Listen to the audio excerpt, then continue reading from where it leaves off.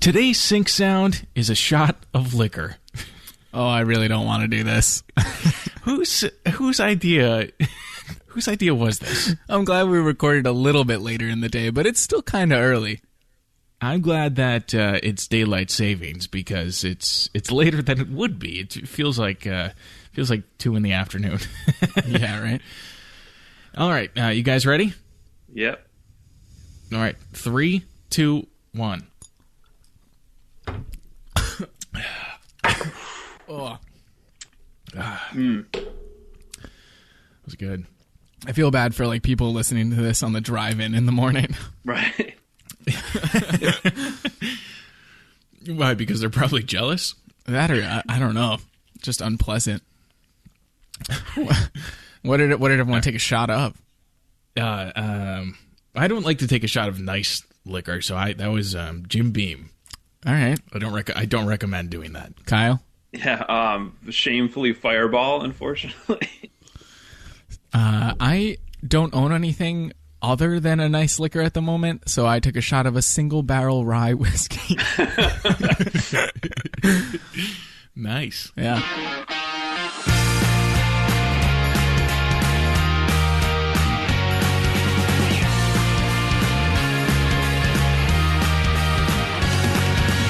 All right, welcome to That Just Might Work, the podcast about everyday items. Jesse, how are you doing on this Sunday early afternoon? You know, I was doing a little bit better like 5 minutes ago. I kind of feel the other way around. I feel like my day just got a little bit more lively. Oh yeah, I feel like I was kind of hungry, and doing that did not help the situation. Oh no, liquors. You're just going to be more hungry as soon as that hits you. Yep. So are you sipping more rye whiskey, or was that you just poured a shot glass? I feel like I should. I mean, the shot, I'll admit, was actually pretty good. I feel like maybe I should pour a little now. Yeah, it's not meant to be. You're not really supposed to take a shot of single barrel rye whiskey, but you just look at the flavor, right? So yeah. All right, we already heard from our guest. Let's introduce him officially. Rochester native, fermentation wizard, whiskey beer connoisseur, and friend of Jesse's. Welcome to the show, Kyle Doyle. Awesome. Great to be here. Whiskey connoisseur may be stretching it, given the fact that I just did a shot of Fireball. No. So. You misheard that. It's whiskey beer connoisseur. Oh, with a hyphen. Because, gotcha. Yeah, in college, Kyle had a tendency to mix anything he could find into a solo cup and drink it, and frequently that was whiskey and beer. Yeah, so you would mix whiskey and beer into a single cup. Yeah. More the consequence of running out of a mixer and it being 2 a.m. and not having anything other than beer and whiskey to drink than desire to do so. But right, out of necessity. Yeah, exactly. My thinking is at that point, just drink whiskey or just drink beer. Like if you don't have a mixer. You don't just mix whatever's available. He likes making the cocktails. And there's a reason that college is a learning experience, right? True. Yes, that's fair. I'll admit, I once, in lack of a mixer, I had some sodas available, and I think I had some whiskey, and I tried, I believe it was whiskey and Mountain Dew. Ooh. It was not very good. No. Nope. Much worse than I expected it to be, but probably better than whiskey and beer. I can't imagine it looked very good either. No, it was like kind of urine looking. Yeah. So all that I know of Kyle is, and I suppose I should bring this up, an incident that happened about 2 years ago. 2 or 3 years ago now, yeah. 2-3 years ago. Jesse reminded me, Kyle is the friend of his that almost had a number 2 accident on the boat. Yeah. I was joking before, given that situation. I'm surprised you guys didn't have me on for the toilet episode. But yeah, no, it was not one of my prouder moments. Maybe we should have you on for the boat episode, really, not the toilet. I don't remember. So what I remember from that day was we boated to an island. We played some can jam. We did some barbecuing. And then there was the needing to poop incident. Did you go on the island, or did we make it back to the mainland? No. We found that convenient island in the middle of Lake George that has like a weird... The little store on it there. Yeah, a little store and a bathroom and a composting toilet kind of thing. And I attribute it all to some kind of weird foreign bacteria on some limes that we had earlier in the day. Because I had a similar instance later on in the week when I had gone back to add some more of those limes. But, not Perhaps what you're just everyone allergic to limes or something. I don't know. Yeah, or perhaps some kind of food poisoning incident. All right. Well, we're happy to have you on the show, Kyle. And today's topic is the shower, which you presumably needed one after the lime incident. The boat incident. The shower, let's start with the definition from Wikipedia, is a place in which a person bathes under a spray of typically warm or hot water. Showering is common in many cultures, especially Western culture, due to the efficiency of using it compared to a bathtub. It's actually a much more efficient and more hygienic way of cleaning yourself than the bathtub is. Yeah, I believe that. Because you're not swimming in your own filth. I'm glad we got that out in the open, that we're kind of like anti-bath here. Yeah, no. You know what? On that note, I'm 6'2". I have found very few bathtubs I can comfortably take a bath in. I don't even remember the last time I've taken a bath, to be honest with you. Yeah. Yeah. Let's get into the history, starting with ancient history, and I will have you take a guess, Jesse. Actually, why don't you do that now? And Kyle, you can help him out if you'd like. What's your best guess for timeline of the original showers? I know Kyle had wanted to chime in here because, he's an avid listener of the show, and he's always like screaming out loud because of how bad my guesses are. And is Kyle a history buff? Or? I'm a little bit of a history buff. I always joke that Jesse is one of the smartest people I know in my life. With a few exceptions, and those mostly rotate around history and geography, in which he's one of the most incompetent. That is true. So I often listen to the podcast walking to and from work, and I'm that crazy guy with my headphones in shouting out loud that no, it's like hundreds of thousands of years later that Jesse's actually he's walking down the sidewalk going, "The Egyptians in 3000 BC." Idiot. All right, the shower. So this is like, what was the first finding, archaeologically? Yeah, so there's a little bit of leniency in the answer because it's like, what are we when we're defining a shower?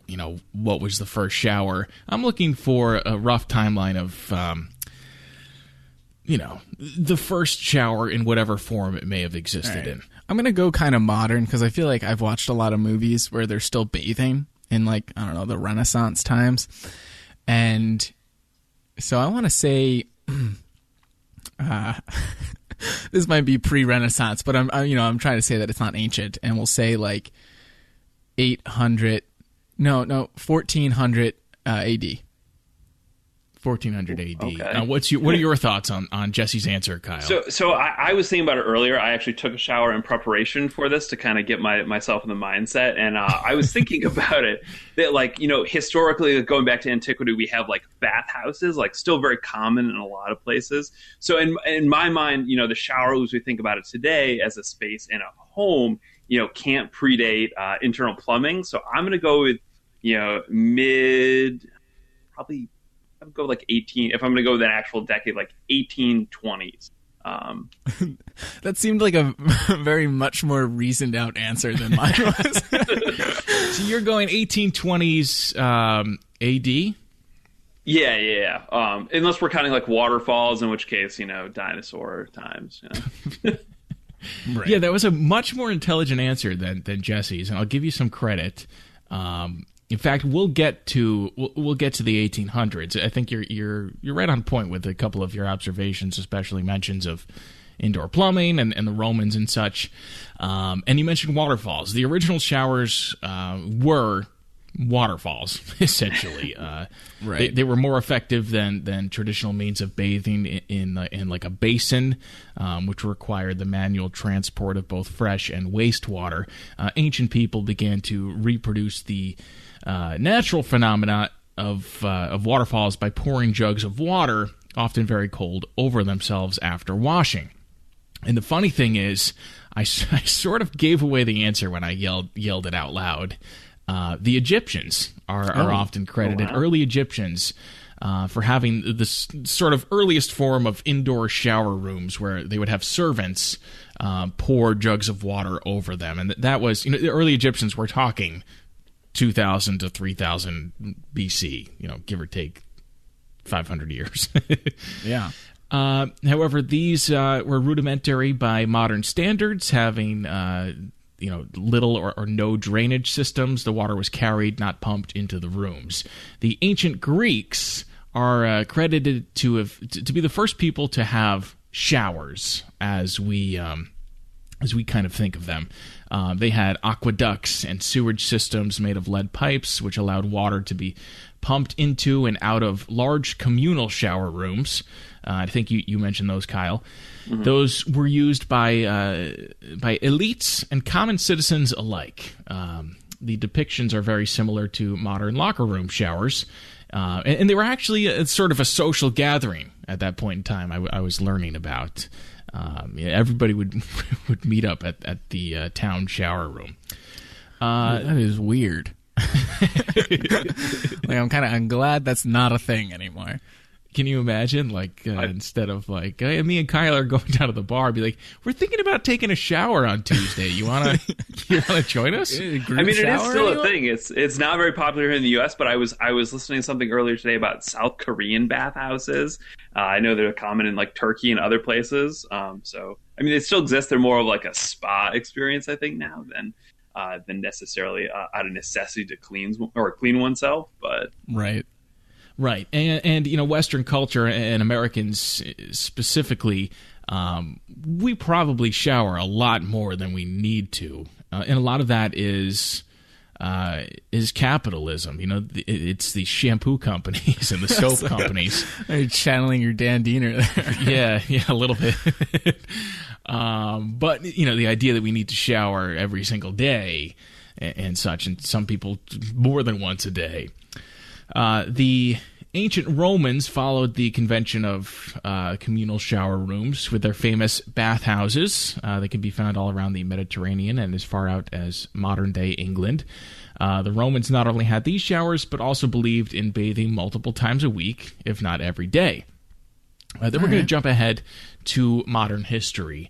The first mechanical shower operated by a hand pump was patented in England in 1767 by William Feetham. I was not far off on that patent date. I was about what 300. I think 1400 AD. Okay, actually, Kyle was a little bit closer. Did he say 1820? I said 1820. Yeah, not bad. William was a stove maker in London. His shower contraption used a pump to force the water into a vessel above the user's head. Then a chain would be pulled to release the water from the vessel. Although the system dispensed with the servant labor of filling up and pouring out buckets of water, the showers failed to catch on with the rich as a method for bathing because hot water through the system was not available. It was not a particularly enjoyable experience. No. So have you guys taken...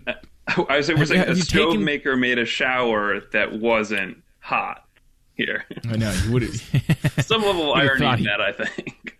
Yeah, could have implemented some of his heating technology. Have you guys taken cold showers before? Whether intentionally or for a lack of hot water in your house. Yeah, I think both probably at some point. If it's intentional, it's usually kind of nice because maybe it's like a hot summer day or something like that. But the unintentional cold shower is real unpleasant. Yeah, it's terrible. One of the more excruciating experiences. To be fair, one of my fastest showers for sure. Oh yeah, definitely. This system that the stove maker William had created also would recycle the same dirty water through every cycle. This early start at mechanical showers was greatly improved by the anonymously invented English Regency shower design circa 1810.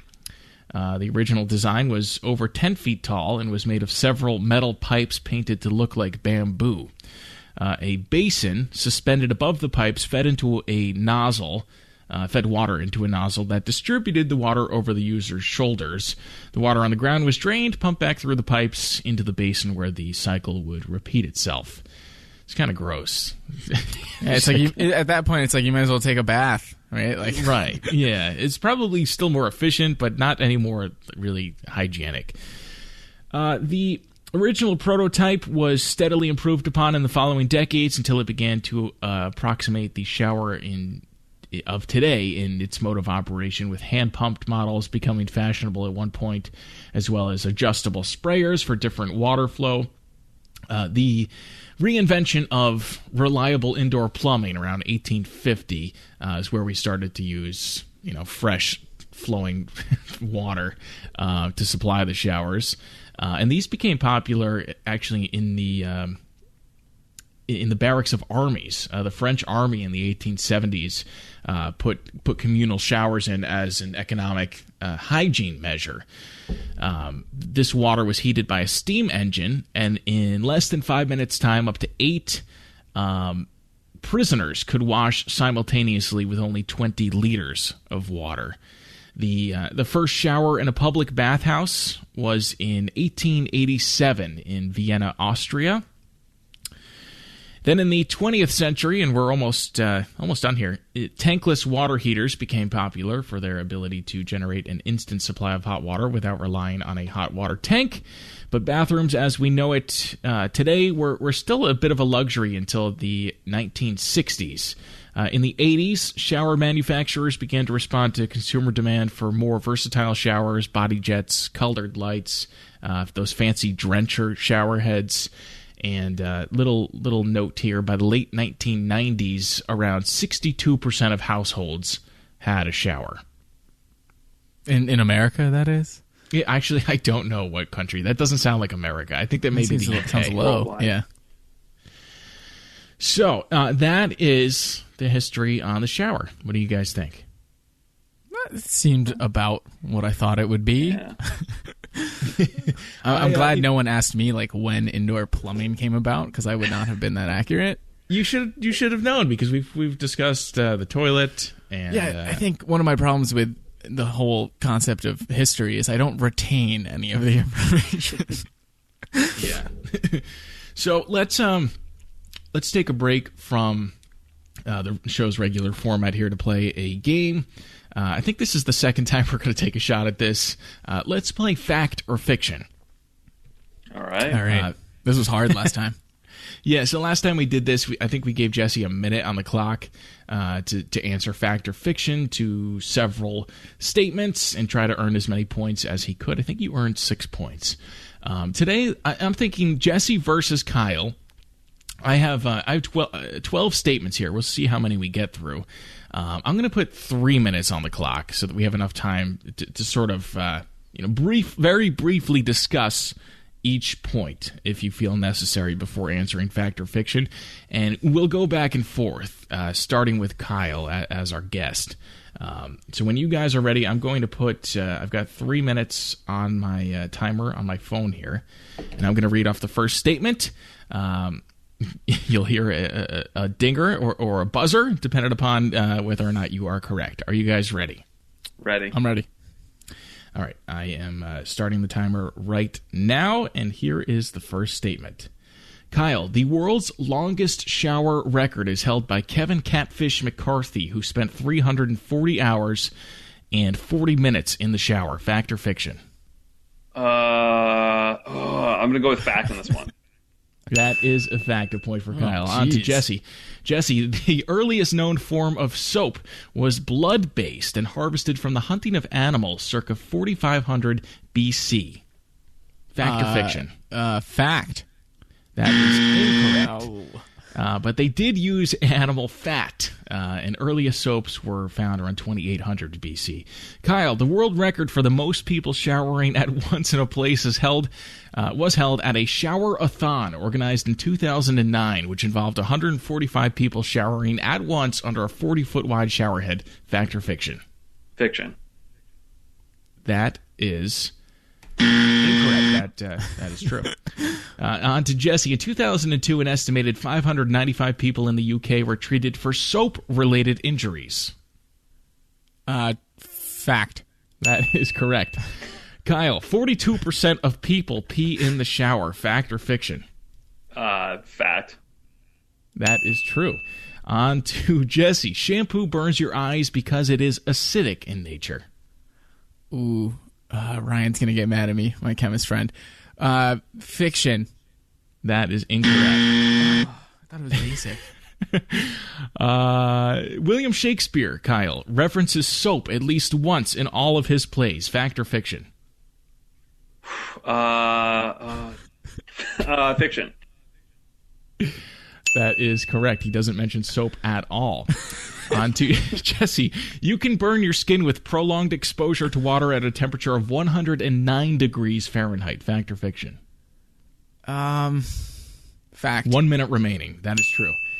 The score is 3-2, Kyle to Jesse. Back to Kyle. A shower uses less water on average than a bath. 21 gallons for a shower compared to 40 gallons for a bath. Fact or fiction? Fact. That is true. Jesse, globally speaking, men shower statistically more often than women do. Fact or fiction? Fiction. That is correct. Kyle, the average American shower uses 17.2 gallons and lasts for 8.2 minutes. True. That is correct. And Jesse, with the final question, the U.S. tops the charts for average weekly number of showers globally. Fact or fiction? Fact.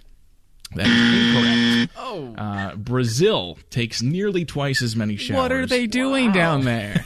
Sweating a lot more. And with 5 seconds left on the clock, we wrapped up Fact or Fiction. A final score of Jesse's 3 correct guesses to Kyle's 5 correct guesses. So, well done, Kyle.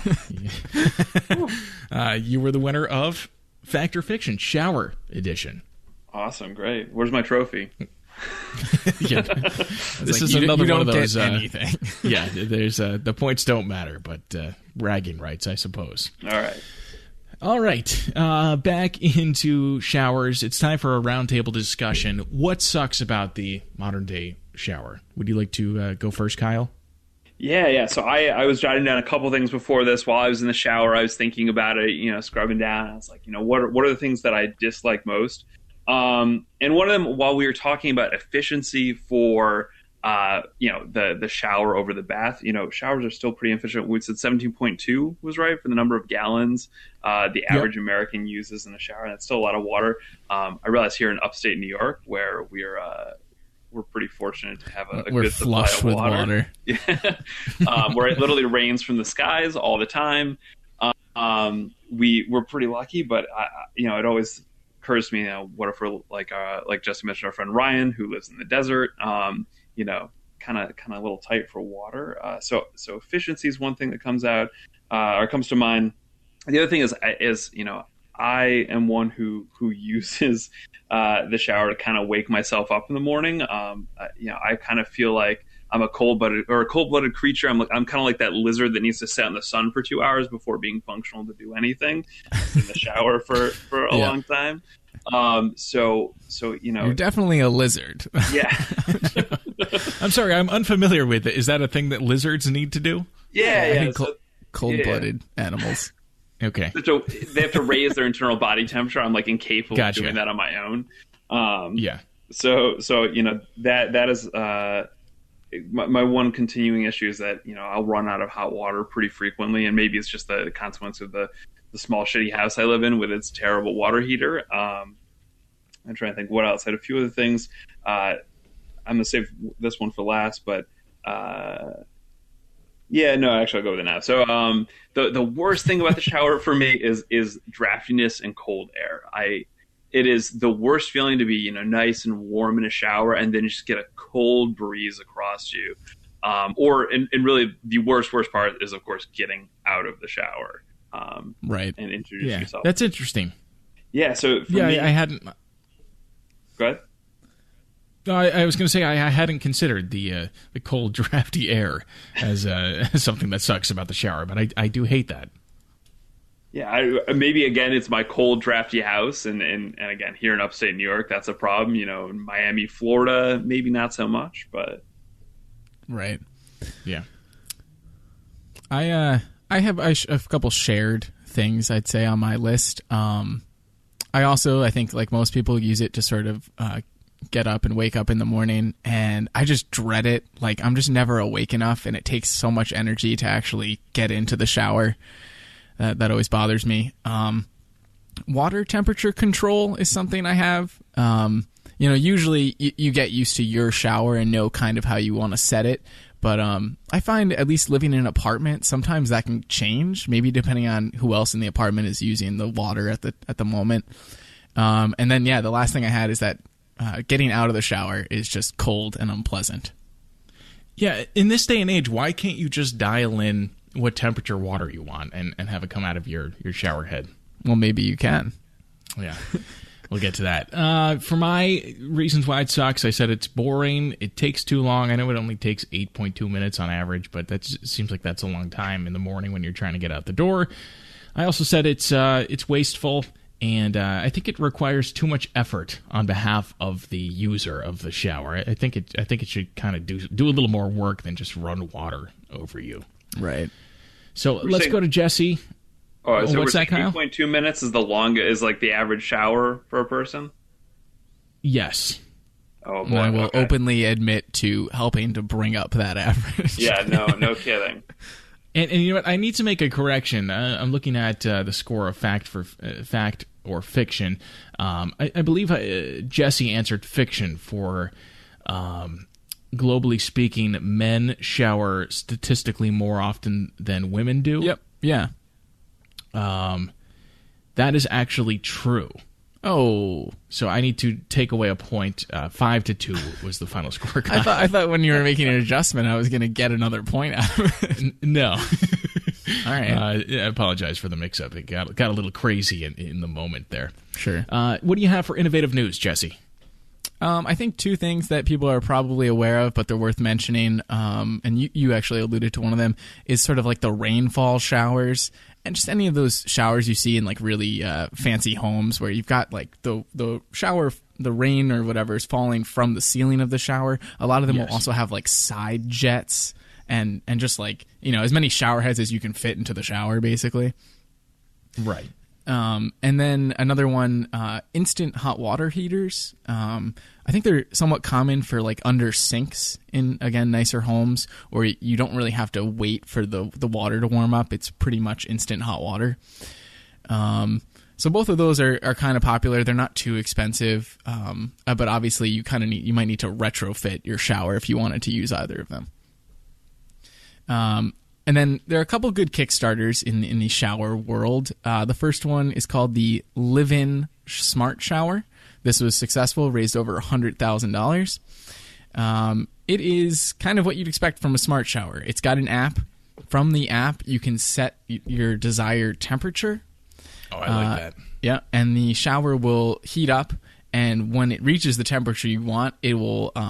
What I like about it is it will actually cut the water off and just notify you that the shower's ready, and then you just hop in. Water comes back on at the right temperature. It's got built-in music, all that stuff, Bluetooth. It logs your showers, which I think is kind of funny. So you can kind of see, I guess, trends over time. I'm taking longer showers. I'm taking hotter showers. It tells you how much water you're wasting. So again, I could get insulted by this app. So that's good.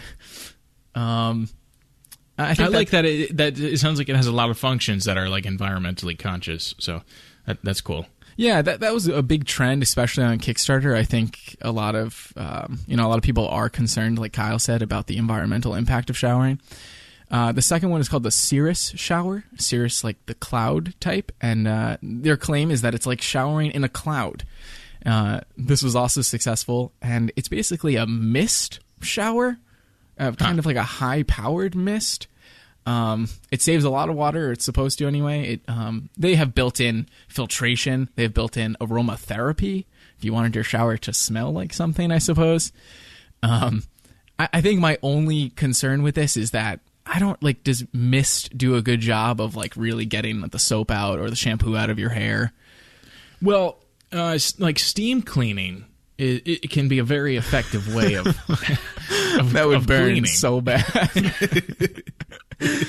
So I don't know if you can incorporate some of that, that technology into mist cleaning. I don't see why not.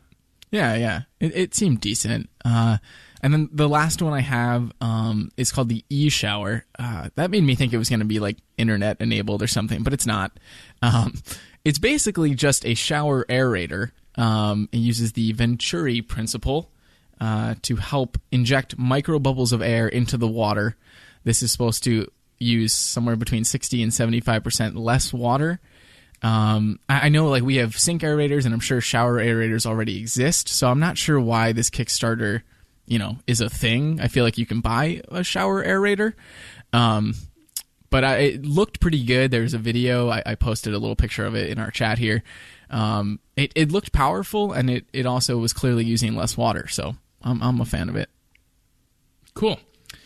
All right, I like those ideas. It kind of had me thinking, and something that I did not incorporate into my own idea, which I'll get to, is surprisingly an LCD panel. Like, do any of them have like a display inside that can sort of provide some entertainment while you're showering?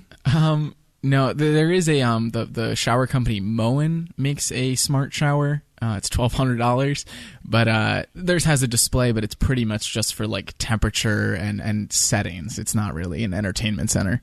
Yeah, I think like the morning news while showering would be kind of cool. Yeah, so you're like touching on like my idea for improvement, and it's just like we have shower radios, but we don't have like shower tablets yet. Like I feel like that's something that should be pretty easy to do. Yeah, it should. The only downside is that that's going to increase the waste of water, right? If we're more entertained in the shower. Well, you can't have everything. Just get one of those e-showers, 60% less water, 60% more time spent in the shower. So, yeah, take a 160% longer shower. I want to play my Xbox in my shower. Ooh. All right. Let's go to Kyle for his idea. How would you reinvent the shower for the future? Yeah, I was thinking, so I don't have a clever name here. I don't even know if I have a singular item in mind as far as like Kyle's ideal shower. But I guess there's your name right there. What's that? So there's your name right there. Kyle's ideal shower, aka Nirvana. I guess the acronym there is KISS. Oh, nice. So I guess a few, and Jesse, I think you touched upon this. I think every shower should have an instant electric heater, so you can never run out of hot water. If I want to have a 320 hour shower, like that guy who holds the world record right now, I should be able to. For the record. Yeah, the catfish. Yeah. And this is funny because going back to the history, we were talking about one of the original showers having circulating water. And I know that's kind of gross, but at the same time, I think about what NASA does on like the space shuttle, where, they circulate their own urine and then re-drink that as water. If we can do that, why can't we circulate the same 20 gallons of water in a shower and just keep reusing it? That seems like a much more efficient usage, just filtering it out. So trying to be even more, environmentally friendly when it comes to that, so I don't feel bad about my 320-hour showers. That's a good point, because a lot of people have water treatment technology in their house for their drinking water. It filters it. It can, run it under UV light and such. Why can't we sort of, clean and process our wastewater from the shower and recycle it? Exactly. I think it could be done. It probably would be one of those, expensive, time-consuming, and possibly energy inefficient processes. Right. Yeah. Just have more money. That's the answer to everything. Yeah, that's where we get to. Yep. And I think my last thing, or I guess there's two parts of this, is kind of making it more of a smart shower, right? So I was thinking about it, and I was laughing at myself because really, I think ultimately what I want is a sauna with a shower in it, so that I don't need to worry about walking out of it and being cold. And then kind of what Jason was talking about before with, I really like the idea. I mean, the shower is a nice place for me to sit and think, but I would love to get like the daily news coming through, on like a tablet or some other type of news or some form of entertainment. So I feel like I'm spending my shower time more efficiently when I'm spending, 20 minutes in there or something. Right. Are you guys big on saunas? I think I've only ever been in like one, maybe two, and I like them. Yeah. So my understanding is that saunas are a much more like cultural. I can't say the word. More culturally. Nope. I am more cultured in having my sauna. It's the Jim Beam. They're more popular in culture in European countries where the average household may have a sauna in their backyard, and it's sort of a family activity to go out to the sauna and such. Are you familiar with that idea? Yeah, I am. The only ones that ever come to mind are I've been to someone's ski house where they have a sauna, and I've been to like a lot of hotels that have saunas. I don't know. Nordic thing. The ones that I've been in, it's such an awesome experience. I don't know why we don't have more saunas, and I liked how you thought about sort of incorporating a sauna with the shower. The shauna. All right, there's your name. So you can have that. Come to the warm embrace of Shauna. Let Shauna give you a kiss. All right, we got your Kickstarter video ready to go. Yeah, if anyone listening to this podcast is looking for a sort of marketing PR team to come up with their slogans and product names, just shoot those over to feedback@thatjustmightworkpodcast.com. We'll do it for free. So yeah, you know how to reach us. All right, Jesse, what do you have for your idea? All right, so I'll have to say that this isn't something I came up with for the episode. I've had this idea for a while. I'm actually wondering if Kyle knows what I'm going to say, because I feel like it's a long time coming. No, I don't know. I'm a little lost. I want to start with a question and say, what do you like about baths? Are you asking us? Yeah, that wasn't rhetorical. I want an answer. They are warm and relaxing. Yep. Yeah, warm's all I'm coming up with. Everything else just skews me out. Sure. So, and that's the obvious part, right? That's what you dislike, is that they're kind of unclean. And so what I have always wanted is the ability to lay down in the shower, but like in somewhat of like a less depressing sort of way. Right, because you could lay on the shower floor, but that's also not great. So what I have come up with is the shower hammock. Okay, a network of comfortable rubber tubing designed to let you rest in the shower. Okay, so picture a hammock. It's made of this comfortable rubber hosing, we'll say, and each strand of the rubber tubing, it's similar to what you might have as like an irrigation hose in a garden. It's got fine holes in it that let little jets of water out. So you do still have the water from above, but you're also getting water from underneath. And this helps keep you warm. It's more of like a full body experience. You almost get the experience of being in a bath, but you're elevated off the ground, and it's clean. At the end of your shower, warm air is sent through that hammock tubing to help you dry off and stay warm. And honestly, that is the gist of it. Help you wake up a little bit more gently in the mornings, or help yourself relax before bed. You could even take a nap in this thing. Oh, yeah. I mean, 340 hours. Easy if you don't have to stand up. All right, so it's like you're laying in a hammock formed from water tubing, like with so it's spraying you from all directions, kind of. Right. Gotcha. How do you? Is there any soap involved, or? Say that again, Jason. How do you install it? No. Yeah. What kind of tools do I need for installation? No. Is there any soap involved? Like, how do you clean? How do you clean your ass if you're laying in a hammock? I'm not really sure how to answer that. I mean, we're in the prototype stage, so we're working a lot of that stuff out. I think all of the cleaning is still going to be up to you. It's just you're not going to have to be standing while you do it. I noticed when we talked about why it sucks, you didn't complain about standing. Well, my complaint was really it just takes a lot of energy to get up out of bed and stand up in the shower, and the whole process. I want to make it a little bit more relaxing.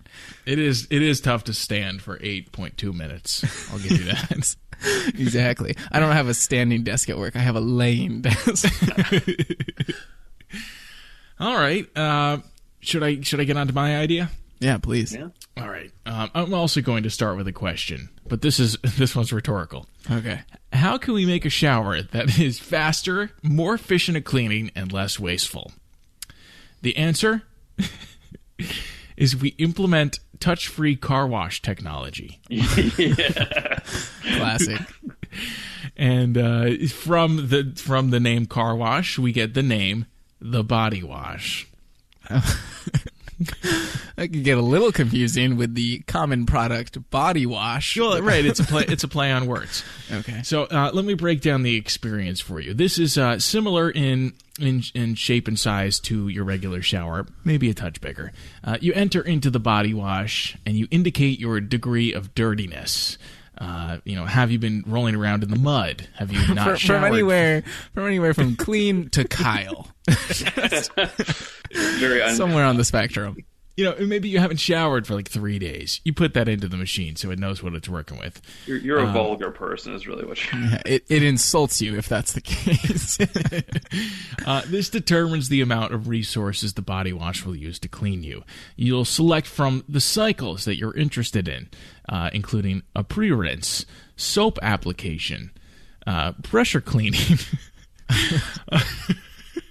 the full body rinse. This recreates the waterfall effect, from the earliest forms of the shower. How about the underwash spray? I believe we'll get to that. Spoiler alert.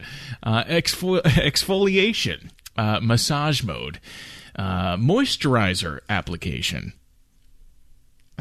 I was waiting for a reaction to that one. Well, I had to picture it for a second, but yeah. Okay. A secondary rinse. The undercarriage rinse. There it is. The hot wax. I'm just kidding about that one. Each shower then finishes with a dryer cycle. And this works similar in fashion to the air jets that dry off your car after a car wash. And this actually saves significantly on water and energy sources, gas and electric, because it eliminates the need for towels, washcloths, loofahs, etc. So you're not doing as much laundry. Yeah, I like this idea.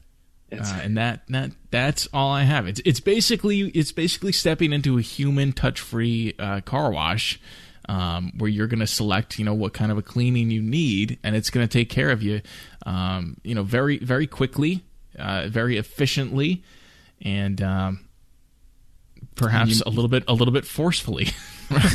You might get sprayed in the face with lotion. I don't know. Right. I'm kind of picturing this is in the airports, the new not the X-ray scanner, but the other one, the radiation one. So you have to stand in legs apart, hands over your head. You do need to put your hands over your head if you want to get the armpits clean. Right. So that's my idea. Let's move on to has someone died using it? Shower edition. It's Jesse's turn to take a guess here. Remember, it's half a point if you guess correctly. Well, half a point if you guess, if someone has died using it, and then the other half you would need to earn by correctly guessing how they died. You can earn a full point by saying no, and I'll let you take it from here. I'm looking up the current score. Okay, Kyle, you got to help me on this one. I assume many people have died in the shower, but has the shower itself killed them?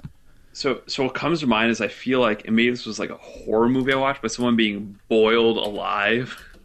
Back to that true or false question, 109 degrees, potentially causing sustained burns, but someone piping boiling hot water through it and just killing someone that way. Not necessarily killing someone, but that for some reason that like comes to mind. I'm trying to think what else. Yeah, I'm not quite sure. Like you said, that would be lethal, definitely painful. But I know people. We usually say in this game that it doesn't count if lightning strikes it. Is that still the case, Jason? Do you think a lightning strike? Well, remember, it can't be intentional. It can't be intentional. Right? It can't be a murder. Are you saying if somebody was electrocuted by a shower by some means? Right. Yeah, I would allow that. Okay, because I when I was a kid, and I'm sure Jason knows this, like our mom used to not like let us take a shower if there was like a thunderstorm. And I think Mythbusters... let me interject before you go any further, just for clarification. I would allow electrocution by shower, but not if something fell into the shower to cause the electrocution. Sure. Okay. Continue. Yeah, I was going to say, I think Mythbusters proved that it can happen. Like a lightning strike on the house can electrocute someone in the shower. Okay. I just keep thinking about the e-shower, like your e-shower malfunctions with like an open wire and electrocutes you. Yeah, any of the smart showers have a lot of components in them. So I think we're going to say, if you're all right with this, we're going to say yes, and then we're going to say electrocution. Okay. The current score, by the way, is 3.5 to 3. Jason, I'm currently in the lead. Okay. I'm going to read off a couple of instances here for you, and we'll find out if you have earned any points. Showers are pretty dangerous. In a 2008 study, the CDC found that approximately 21.8 million persons over the age of 15 sustained non-fatal unintentional injuries in the bathroom. 65.8 per every 100,000 occurred in the tub or shower. If my math checks out, that's like 14 to 15,000 people in 2008 injured themselves in the shower, mostly falling. Right. Then we get into murders. I actually found a kind of a very controversial and popular instance of a sort of death caused by shower. The death of Darren Rainey, who was an inmate at the Dade Correctional Institution in Florida. He was killed when correctional officers locked him in a scalding hot shower for 2 hours. Oh. A result of an investigation and an autopsy the autopsy wasn't done for possibly it may have been like a year after the fact. There was a lot of controversy involved in this case. They concluded that his death was accidental, stemming from a combination of confinement in the shower, his heart-lung problems, and his schizophrenia. So the guards were actually they were released from their jobs, but there were no charges pressed against them.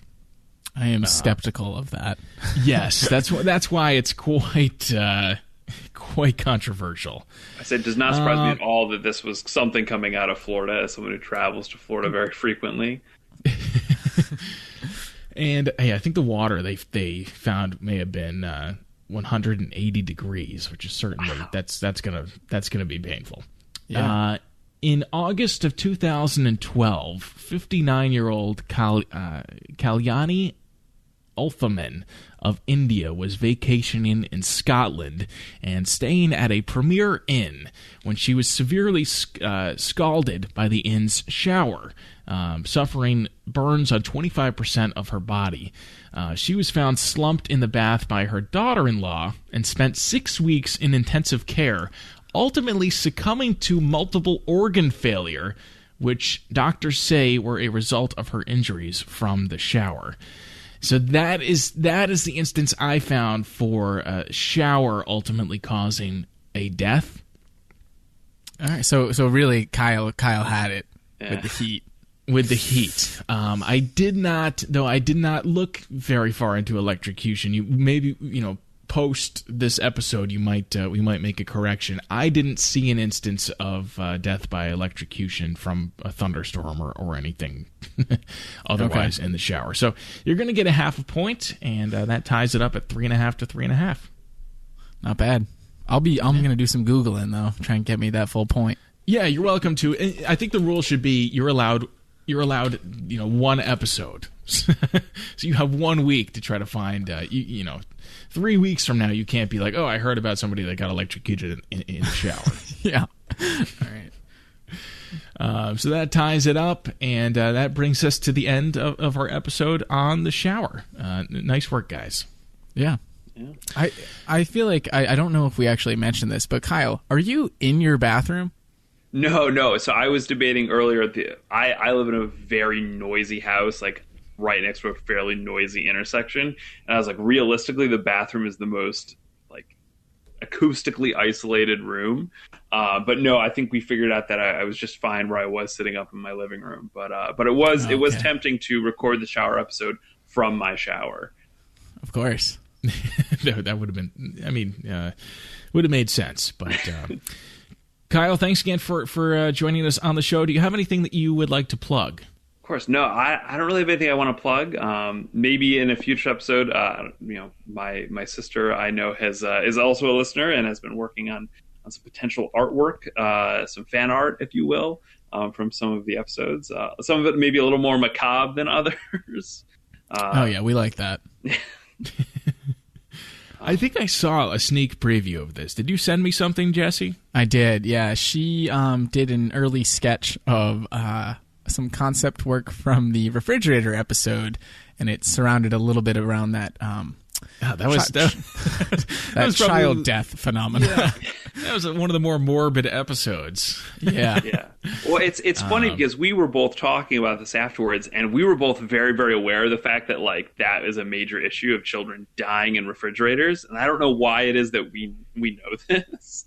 But yeah, no, it was that she may be working on an overall fatality series for each episode. We'll see. That's kind of fun.